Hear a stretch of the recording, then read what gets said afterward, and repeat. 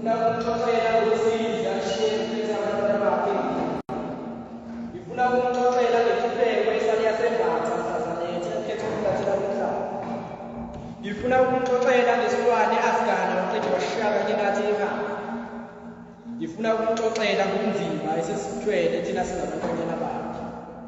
Ngihamba ngifuna le ndlela eyayiphila. Ngingumntwanyana, ngingukufa, ngingukuphila kwalo baba owangizalayo. Inhliziyo inokungithatha ingibhekise kuye bese ngicabangisa izinto eziningi ngayo.